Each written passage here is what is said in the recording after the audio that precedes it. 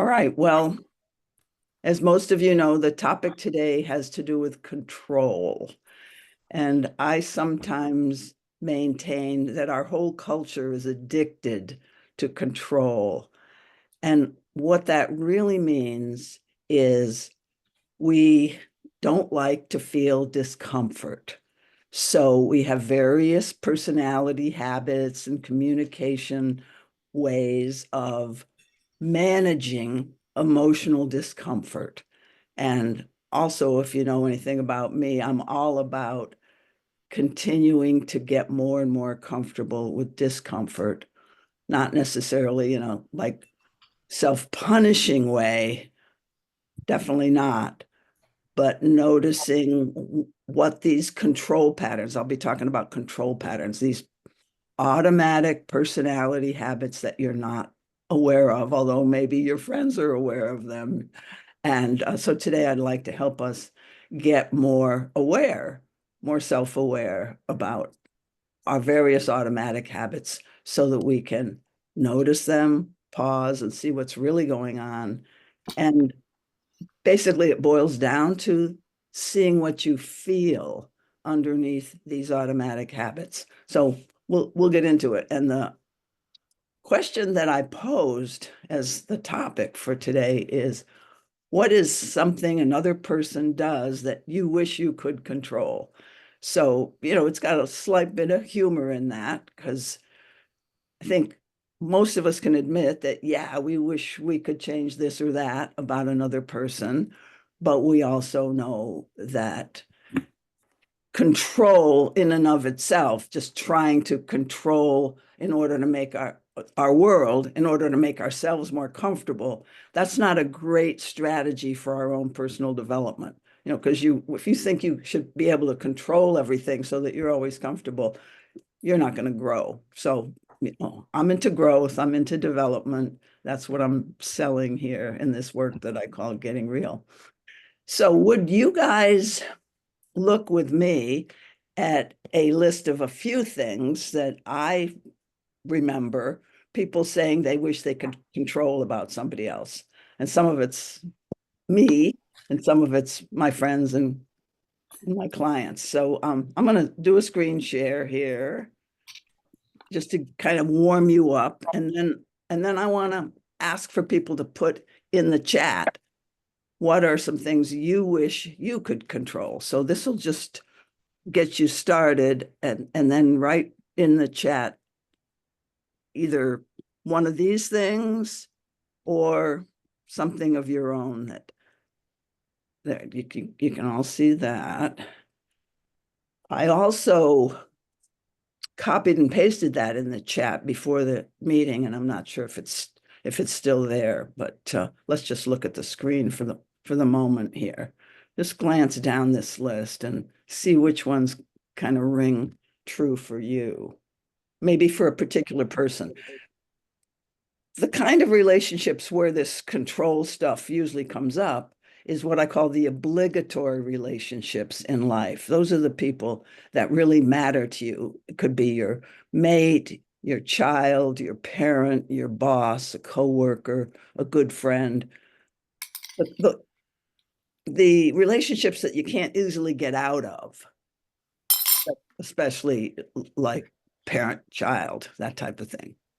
You're stuck with each other. So that's the kind that stimulate these kind of wishes to control. So take a look.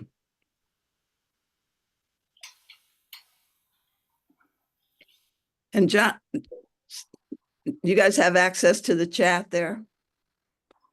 I'm going to stop the share here, and then we can pay more attention to the chat. And I'll see if that's in the chat because I did copy it. It's not, Susan. It's not. All right. Well, I'm not going to worry about it. I'd rather see yours. It seems You have to post it in the chat, like during the chat, like not during before. the thing. Okay, I'll Yeah, do. yeah, yeah. I can actually easily do that. So I'll just do it now.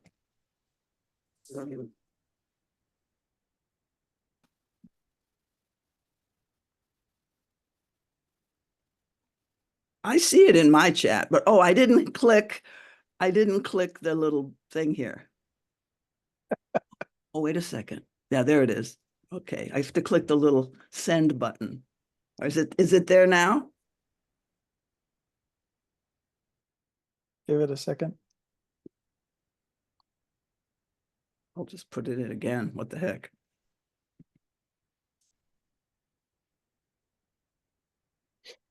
It's well, you guys know how to use the chat, and I'm seeing some things here. So let's look at what's already in here. You wish the other person was less controlling. Those on today's calls who aren't muted and creating distracting sounds. Well, thank you for that awareness. Complaining, that's a common one. I wish this person wouldn't complain.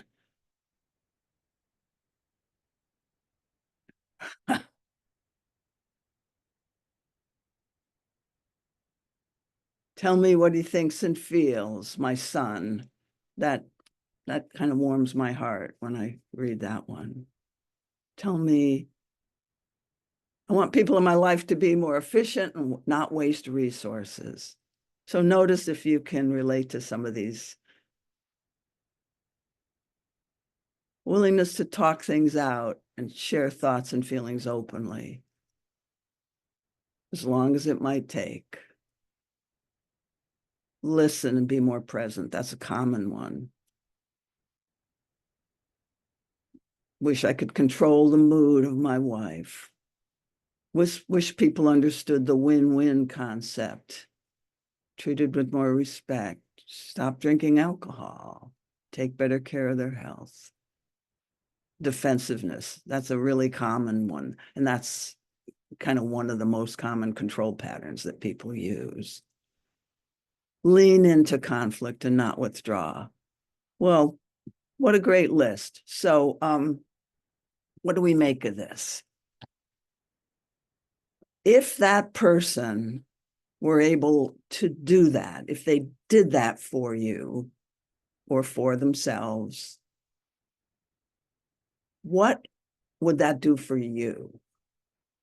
Like, I need you to do this so I can what? So I can feel something, or so I can like respect you, so I can not be frustrated. Just like reflect on that for a minute.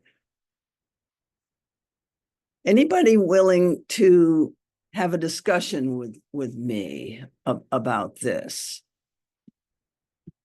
for a minute? Just this will be very brief. Murray, is that how you say your name? So Marai. Murray, hi Murray. Thanks for Hi. volunteering. So what was something you wish you could control about another person? I would like to know that people lean into conflict and not withdraw. All right. So I'm going to ask you the question. What would that do for you? It would allow me to feel safe in the relationship, to be myself fully and not, and then this is where the thing kind of bites itself into the tail, and not control that I'm not too much for them, which would then initiate them pulling back. Yeah.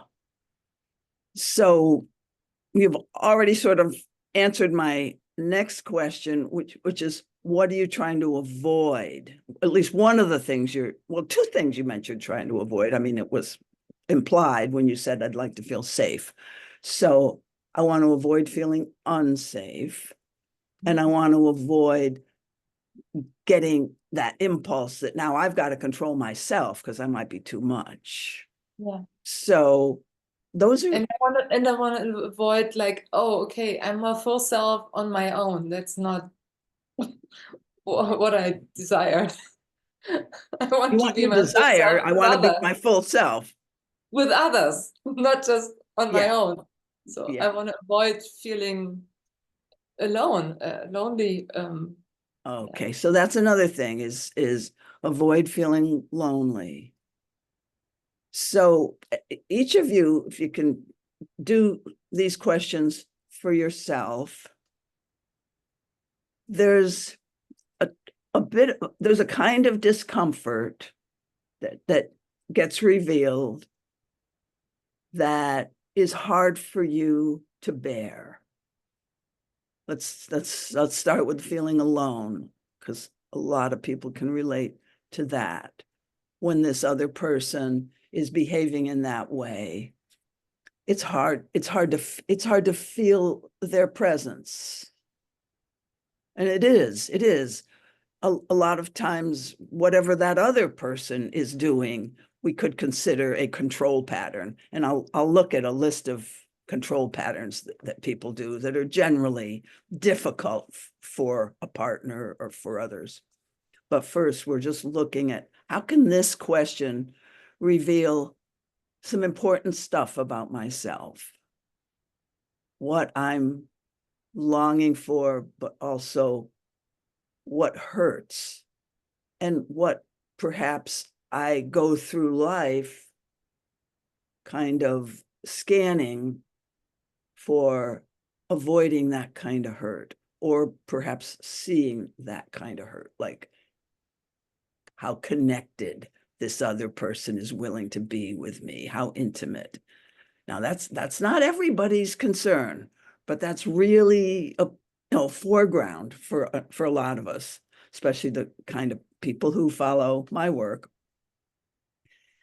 So we call that sensitivity. It's a kind of an emotional sensitivity that then results in people getting triggered by another person's behavior, by another person withdrawing from conflict. They don't hang in here with me.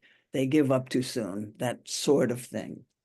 So now I'm alone with all of this stuff that I wanted to exchange with you. And that alone feeling is something to be inquired into. We can use, even this simple little thing like, what do I wish I could control? We can use that for self-healing and for clues to what parts of ourself, the tender parts, that need more loving attention. So when I replay, he moved away from conflict. And what did I feel? And do that with me now, okay? And probably a lot of us can do this on your own while we're doing it. What did and I realize, if I may say, speak to me. I realize it's not just alone, it's the shift from there we were together and then it's lost. Yeah. And if and that's a big one, I thought we were this, and then that happened. Or I was feeling so, like good and safe, and then that happened. Yeah. As we go through that, as I just say that, does that ring any bells from anywhere in your whole life story? Is there any similarity that if you tuned in, usually we want to take a little longer with this, like tune in to that, gee, I had it and now I don't have it anymore feeling. And we just feel into if I go to the earliest, totally, yes. Yeah. Do you get to an early my mother was like that? Yeah. Would you be willing to say something to bring us all into that? Yeah, the core story of my mother is like, oh, there's a sense of connection, and then no, and then yeah. Wow. Okay. But I can find other, but this when I go to the earliest. Well, that's probably, that, let's face it, all of these conditioned sensitivities, fears, desires, all of these things get installed in us. Well, the earlier they start getting installed, the more important they are to work with. And you're lucky that you have a bit of a memory there. But even if people don't, you start with the, oh, I had it and then lost it kind of thing. You just start with that and then tune into your body sensations, Any stories you have, like the story, I had it and then I lost it, or the story that could come up is what's wrong with me, or what's wrong with her, or what's wrong with life, or I'm not enough, or I'm not loved. Different stories can emerge for different people from just that one type of incident. And as we let that in, and we have to bring some emotion into it, and I can see that you're doing this now. Bring some emotion into it and bring the witnessing self into it. And you are witnessing it if you're voluntarily remembering it. But like if you consciously say, okay, I'm feeling this voluntarily, I'm kind of curious, I'm inquiring what's going to come next. And sometimes people remember very detailed memories of specific things, and they can feel compassion for that younger version of yourself. And that's always the idea, is to actually bring some love to that person, that little person. If it is little, it doesn't have to be childhood, it could be later, but as if this tender part of you is a much loved child. That's the way I like to describe it. And a lot of people like to work with their triggers more cognitively. I don't think that goes deep enough for most of these triggers. When I say cognitively, they realize they have a story, like, oh, there's my I'm not good enough story. Well, what if that were not true? What's another story that I can make up about that person moving away from me? Oh, they've got a problem or something. If you just sort of substitute some one rational story for a slightly less rational story, I don't go for that personally. I think you really need, because all of this stuff happened to you with a lot of emotion, even though you might not have felt it. Because when we're kids, sometimes these feelings of, gee, my mother's close and then she moves away and what's going on? These feelings are so overwhelming that you don't let yourself feel. You know, you freeze. And there's been so, since the Me Too movement was just one thing that kind of made everybody more publicly aware of how let's talk about women having sexual overtures, and this is usually older than a little kid, that they couldn't handle. And like, why couldn't you speak up and say, I don't want this? The why is because when something like that happens, it reminds me of being overpowered at some other stage in my life when I really was unable to speak up for myself. And I froze then, and I've never done the healing work that I need to do to see that I have other options. So that's what I think the Me Too movement is, one of the benefits of it. I didn't like a lot of the threats that, the fear that came out of that, like the fear that men had, for example, and the conflict that put out in the culture. But the good part of the Me Too movement was helping us understand trauma and freezing as a honestly normal reaction to that kind of thing. So, I mean, somebody's coming on to you sexually and you can say, I wish the person wouldn't do that.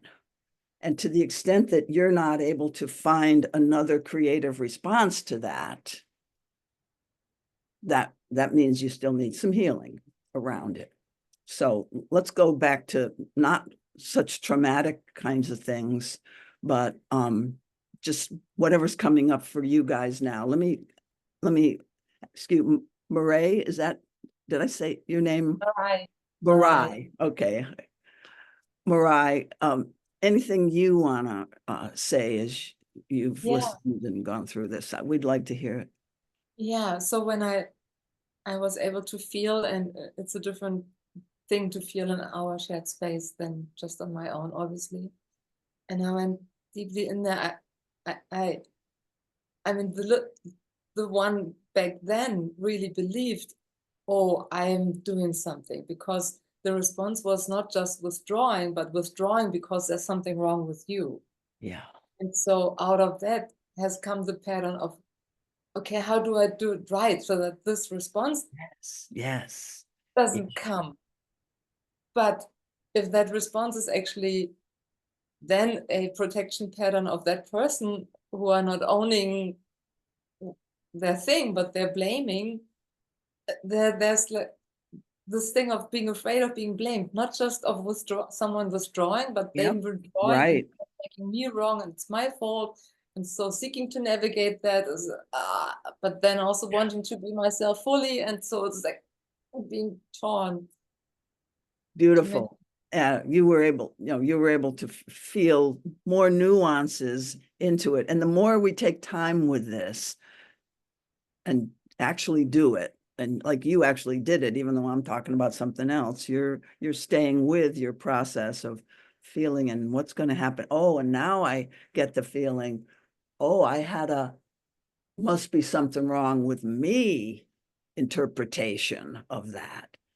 And most kids do make it about themselves. Frankly, I think it's because you feel so powerless, and what's the easiest explanation? And it's actually an explanation that at least maybe you think you might have some control over. The easiest explanation is, I must be bad and I have control over that. I can be good. I can be more good. And so you spend your whole life trying to control people moving away or blaming, based on that mistaken story that it was my fault and I should have done something different. So any of us who have that, take a moment and just feel compassion for that little one that had that story. Yes, right. I love this detail of this fine tuning on that is actually a way of feeling less helpless. Yeah. Like, right. oh, if only I did the right thing then. That's right. That's right. And that's one of the main human control patterns, is to try to feel less helpless. Even tiny people kind of figure out how to feel less helpless. Well, I'll just make it about me. So basically, just be aware of that, folks. You were trying to, if you made up that story, you were trying to get control in a situation where you didn't have any. And it seems to me that the way through then is to really feel the full helplessness and not That's right. It's like a censored version or somewhat. Right. Yeah. That's right. It's basically coming to terms with what actually happened to you. And that is part of the healing. Like, this really happened. However, I tried to make sense of what happened and I learned the wrong thing.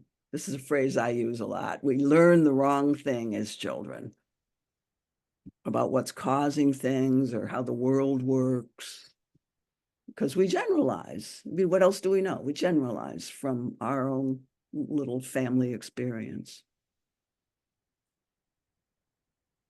So I'll pause here for any, like, oh, thank you so much, Murray.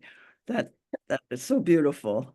And I just, let's take a moment and appreciate her for going out and showing us all, showing us all how to do this work. Because you did a beautiful demonstration without much guidance from me. Thank you for the space to go. Yeah. So any comments about your own, how this applies to you, like what your phrase was and what you learned from this? Anybody willing to share at that level first? Yes, go ahead, Scott. I just wanted to say, since we're talking about control, that what comes up for me during all this is like, yes, Les, I love doing this for myself. I love doing it with people on this call and people that do this. But you know, my control thing is like, how do I get other people to do it? A good one. I bet a lot of us could second that one, right? Yeah. Um, well, you can be a role model. Yeah. But here's what I like to look at is what would be, instead of wishing in the moment that I wish that I could control something, what would be a creative response to what they're giving me? So I was talking to some friends yesterday, and it's husband and wife. Okay, so the husband says, I wish you wouldn't ask why when we're doing a project and I give you instructions. I wish you wouldn't ask why all the time. Okay, so he gets a why. That's what the universe is giving me, a why, when I don't want to take the time to explain. It's obvious why, or whatever his self-talk is. Can we think of what would be a creative response where he built on what he was getting rather than, well, he kind of got triggered. So when you react like that, you get a little triggered. That's got to be forgivable. But when we process it later, we can go, if I weren't triggered and if I were just my relaxed, friendly self, because when you're triggered, you're not your relaxed, friendly self. That's how you know you're triggered. If you're present and calm and open, you're not triggered. So if he were present, and Scott, try this with me. You got any ideas about what this guy could say to his wife when she says why, and he, instead of saying, I wish you wouldn't say why all the time. I mean, So it's kind of, I've got one, but all right. it's just I, a I, joke. Have you got yeah. one? Well, no, the thing I wanted to say is like my first thought is to inquire if they're even open to like what's under that, or because I feel like that's often the problem, is that the person's trying to avoid a conversation rather than to have one. Okay, so and then I see some other hands up. So Michelle and Bill, I'll invite you in. I want to hear it. But that's one option, is to basically invite them to look at themselves. Is that kind of it? What do you actually need here? Something like that. Sure. Yeah. Yeah. Okay. But I mean, if someone is saying like, why do you always ask why? It sounds to me a bit like I'm interpreting it as like sounds like they don't really want to, like, why don't you just take my answer and not talk about it? So, this is what I imagine, maybe. Yeah, that's what he was thinking. Yeah. Yeah. And so you would find out kind of like why you're asking why, in a sense. Well, yeah, but that's what I say. The hard part is they've kind of already announced they don't want to talk about it. No, And they now haven't. No, I don't think when she said why, she wants more information. she does. Yeah. But I'm saying he doesn't want to talk about it. Oh, he doesn't want to talk about it. But now Yeah. he's in his creative, friendly self. Oh, So okay. he's in a different mindset. Okay. Oh, got it. Yeah, yeah, yeah. So he could sincerely say, like, is there a better way for me to ask that question? So I wouldn't get a Yeah. why, with humor. I mean, I think that could work. Yeah. I think some version of giving him the space to share what it feels like for him when he hears the why. Yes. Giving a feeling, Yeah. expressing a feeling. Yeah. Yeah. Like my antidote to every situation is hearing you say that I feel. Exactly. Yeah. That like covers bringing you back into present time with your partner. Remember that Yeah. one if you haven't read my books. Hearing you say that, I feel. Yeah. Let's hear from Michelle and then Bill.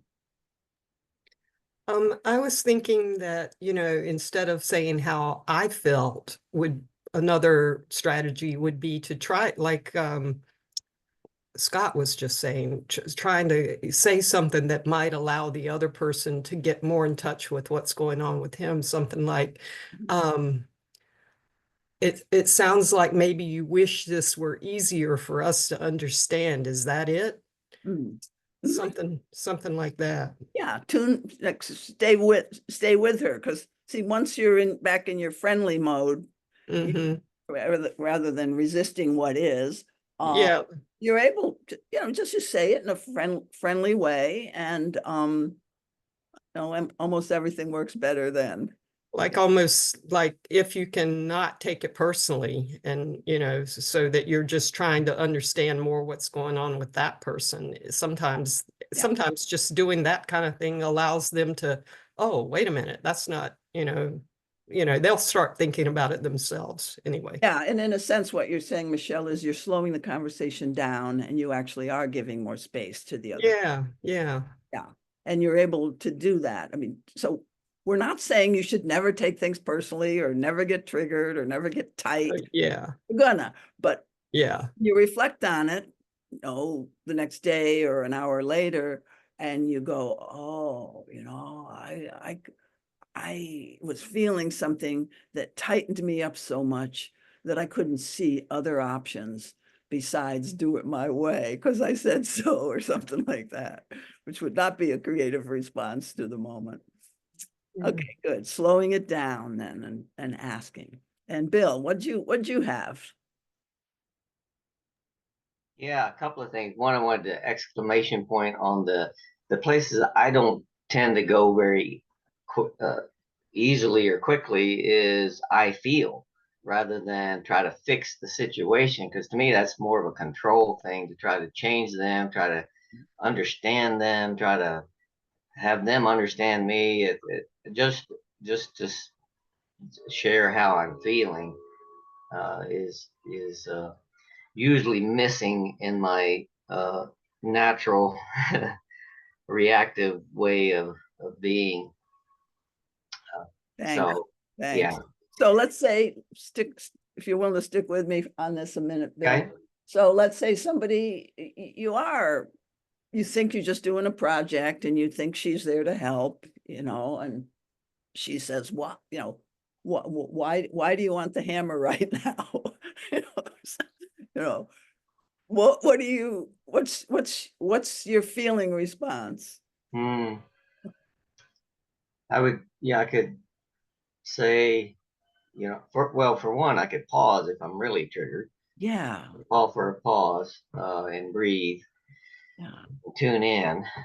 But if it's just a minor thing, I might say, wow, I noticed I'm having feelings right now.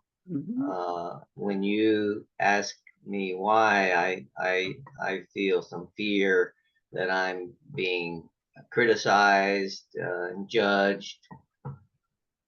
That's beautiful, actually. That's what they came to after they processed it more together, was he was fearing that he was being like not good enough, not adequate. You're questioning my abilities, that type of thing, which is kind of like what you got to. Yeah. So when I say creative response to the moment, I don't even mean, now that I've heard your response, Bill, I don't even mean that you're not somewhat triggered. You might be triggered and know enough, like Bill said, to pause. And one thing that I think is often an overlooked response is, I need a moment. And if you can accept that, the other person can usually accept it.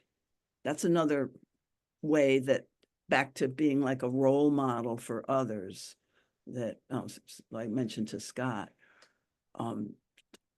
people learn from each other. If you say, I need a moment, maybe that'll give the other person permission to do that sometime when they wouldn't ordinarily think about it. So let me hear what Dale's got. Hey, Dale. Hey, Susan. Well, first of all, I definitely can relate to the being asked why. My wife will often do that with me. Why are you doing that? Or what are you doing right now? I'm like, I might immediately just like get defensive. I feel like I'm being criticized. So I'm learning a lot. I love the antidote of I need a moment. And then also hearing you say that I feel. A nuance though I'm curious about is rather than I feel, I think it's less triggering for me and also my wife if I said a part of me feels, because really it is only a part of me. Yeah. And I know as soon as, well, my tendency is if Nicole says, my wife says I feel some way based on what she heard, I feel like it's my fault. And there's this big, all of her is triggered and it's like way bigger. And Mhm. even if I'm saying a part of me feels, it at some level separates me a little bit from it, like that it's this bigger thing. So I'm wondering if you have any thoughts on that. I like that a lot. Part of me feels signals that you've got a bit of the witness going too. No, so it's good. Yeah. Yeah. If that Thank you. fits for different ones of you, take his idea. Thank you, Susan. Yeah. Okay. Annalisa. Hi. Hi there. My name, it's pronounced Angelisa. Angelisa. Oh, that's right. I saw that J there, but yeah. Oh, Angelisa. Thank you. Where I went was a little different. When you said what's a creative response, I kind of went to what's going to be the biggest win-win here. Mm, And so where I went was he says something like, thank you for wanting to think about this with me and really understand what's going on. mhm. Now, am I leapfrogging over potential feelings and conflict and going straight for like some kind of shared goal? I don't know. It That's where could I'm be a strategy. I mean, it's your call. Is it a strategy to kind of get the other person off your back type of thing? Or do you feel genuine gratitude? Like, oh, that slows me down. I mean, you could feel like, oh, that slows me down and has me, well, both look at my tone of voice when I said that to you, because that came out later too, is that she was saying why, not because she wanted to know why, but she wanted to get more connected to him. You see how people are, we have to like remember there's always these hidden layers underneath what you actually say and hear. So, Angelisa, I think it could be sincere or it could be a strategy. And you be the judge. Well, if it's a strategy, could that not produce disarming and positive It can experience? still be okay. It can still be okay. Sometimes you judge, you choose that being a little bit strategic is necessary. I mean, like even I think Dale said something where there's something in the wife. In his case, I don't remember exactly what you said, Dale, but I read into it. There's something in the wife that you want to defuse her resistance a little bit, by saying a part of me. So that's in a way a strategy too. It's okay. It comes from the heart, you know. I can understand that sometimes people with many of us might have a big detector going on and feel, oh, they're trying to manage me right now, That's or right. something like that. That's right. That's right. I've had a few boyfriends like that. but a few means something about me. Yeah, I just wanted to explore if that was like some tendency on my part to go straight for the peacemaking rather than the Yeah.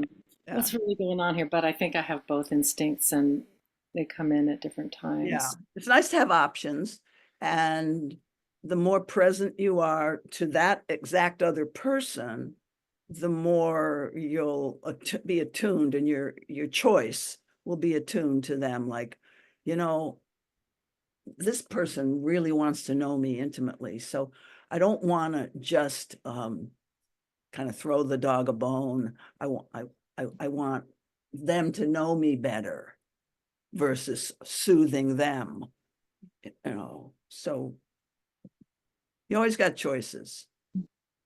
Thank you. And of course, what you choose will depend on how safe you feel. Safer you feel, the more you'll come up with creative options, and you won't even know which one to pick because, wow, I've got so many good things I could do with this moment instead of resisting it.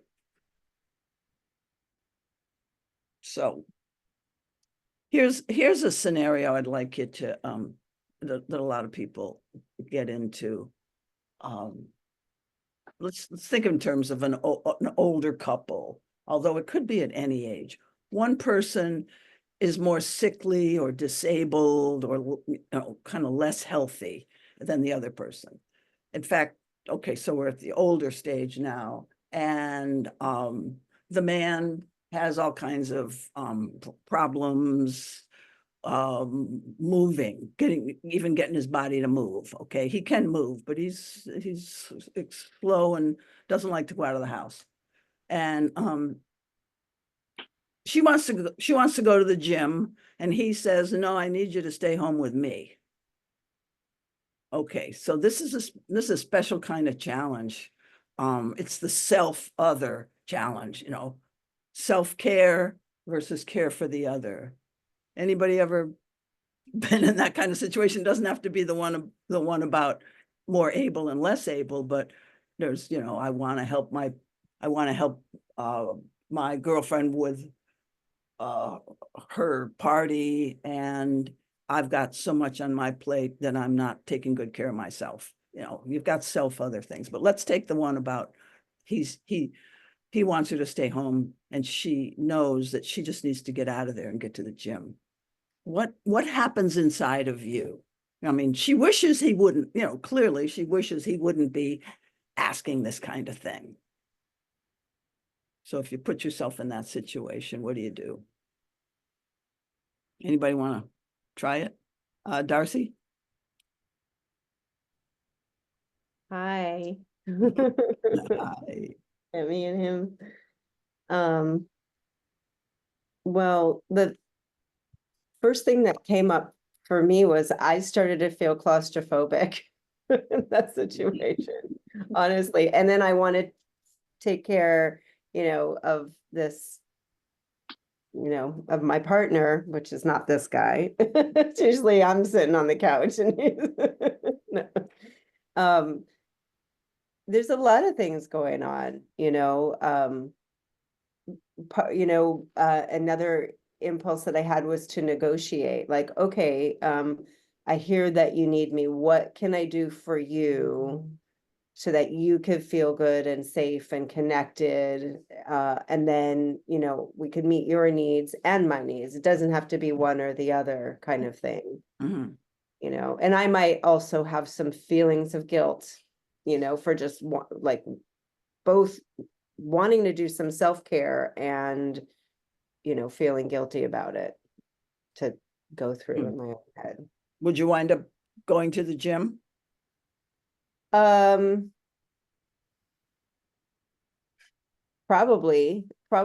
I would want to figure out what he needs, do you know, and find a time that could work for both of us, you know, so that I would try to find a way that both of our needs could get met, because he has a strong need and so do I. Yeah. And if I don't take care, you know, if I don't do my self-care, then that doesn't serve me or both of us. Okay, thanks. Thank you. Anybody else want to weigh in on this? Somebody agreed with you. Dale, I think, put agreement somewhere as What well. would you do, Deggy? I'd tell you to go to the gym. Get your ass out. Okay. So you're the one, in this scenario, you're the one that wants to go to the gym and your partner doesn't. Anybody else want to comment on that or comment on what Darcy said? Do I see a hand there? Ah, Michelle, yes. I love what Darcy just said, and I think, even sharing that with my partner, just saying all that, in an effort to help him understand how important it is for me, even though I'm also understanding how important it is for me to get out and to be able to be more there for him. So I love what she's saying of trying to find some sort of, what could we do together to make it easier for you while I also take care of myself. I just think that's Yeah, the answer. basic, and Darcy used this word, negotiation. All negotiation is having a conversation about our differing needs. So many of us get triggered into, it's either I'll stay home with him or I'll hurt him and go. No, so just the word negotiation, I think, really says a lot. We're talking about win-win type of, we're not talking about Donald Trump negotiation here who uses fear tactics, which is in the books, that's another negotiation tactic, but we're not going there. So when my partner feels safe, they're a better partner. No, it's in our interest to help them feel safe, but not at my own expense if it's a real need of mine. So one of the things I like to promote here too is what do I actually feel about my partner's need? I mean, can I feel caring that he's going to feel hurt or alone, that kind of thing. I can feel that side, and I can also feel my own need, and I want him to have what he needs. I want me to have what I need. And I learn to hold the tension of the differences long enough for a creative response to emerge. And that holding differences is something that a lot of us try to run away from because that's a kind of discomfort. But can you see that when I hold both and I feel both at once, yeah, it's discomfort, but it makes you into a bigger person. It really does expand your world. I think holding difference is a very advanced communication practice. So it's not either your way or my way. It's I want us both, but just forget about the negotiation part. It's the inner preparation for creative negotiation, which is the actual caring for two things that seem contradictory and caring for them both and feeling them both at once. There's a whole lot of examples of that in the book, Getting Real. There's a chapter called Holding Differences. Okay, I want to show you the, well, let's see if there's any more comments on any of that. And then I'll show you a list of control patterns so you can look at some of your own. Any comments? Okay, here's the screen share.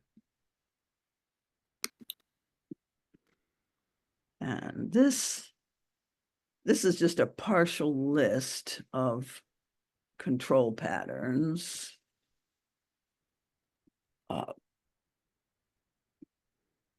Just here, let's start there.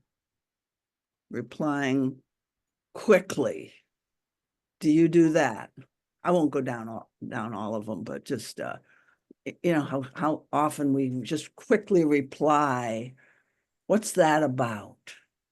Instead of really taking in and feeling what we feel. What is that about? Anybody want to call it out? We can't see everybody now on the screen, but What would that be about if you want to, what would you be avoiding, let's say, or trying to manage?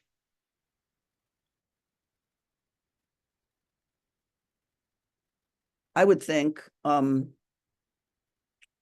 don't want to appear slow or kind of stupid.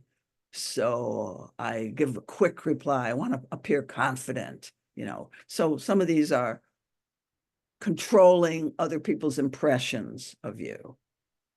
I just thought of a tennis match and like, okay, now the ball is right back in your corner. It's not on my side anymore. Yeah. You're getting, it's like the hot potato, let's get rid of the hot potato. Now it's back to you. So that's a good one too. Yeah, there's probably a lot of them that, I wouldn't think of, but you guys would, How about the one, it's down a little ways, over explaining? Like somebody asks you, did you remember to get the milk?